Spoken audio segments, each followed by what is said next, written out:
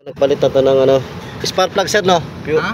Spark plug, ignition coil, nagpalit na kayo. Oo. So ito guys, dito na tayo sa last sa fuel. Jeff, start mo nga Jeff. Ha? Start mo nga. So kahit doon sir, nag-guard starting ka na. Nag-i-start siya, pero pag tumakbo na mamaya, doon na mamamatay. Okay, sige. Yan, start mo nga Noy. Tingnan natin itong harness. Sige, sige.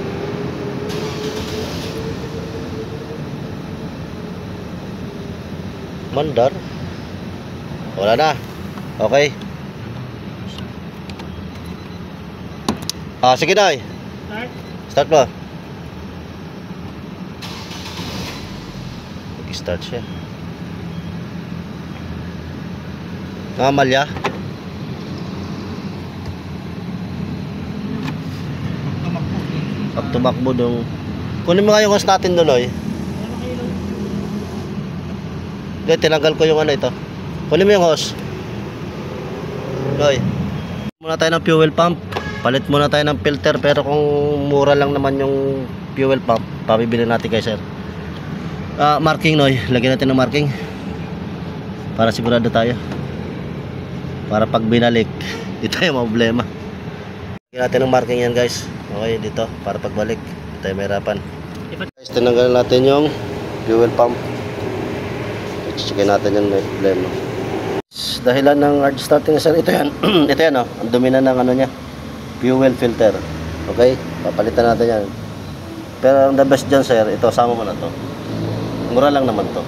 Okay, sir, kaya okay, tingnan natin. So pag kayo nagtanggal ng mga yan, titingnan nyo muna itong mga wire kung parehas. Original sir, no? Replacement. Sige, sige. Tingnan natin ito kung gumagana.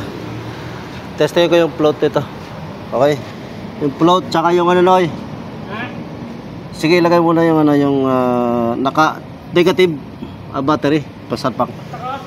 Tapos ito testing natin guys yung ano, yung floater kung nagana o tsaka yung pump kung nagana siya. Okay, tatlong on lang muna tayo. Saan ang fuel gauge? Ayun, gumagana yung gauge na sir, ha? Gumagana yung gauge mo.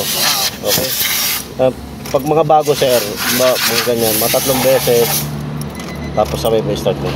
Ay, naka manual pala, sorry, kala ko matic. Okay, ayun, one click. So bago na pump nito, yun lang problema nun sir. So pag malalaman mo yan, pag sira yung gauge, pag linataas, problema yun. Isa pa. Ayun, one click. Isa pa. Ayun, okay na.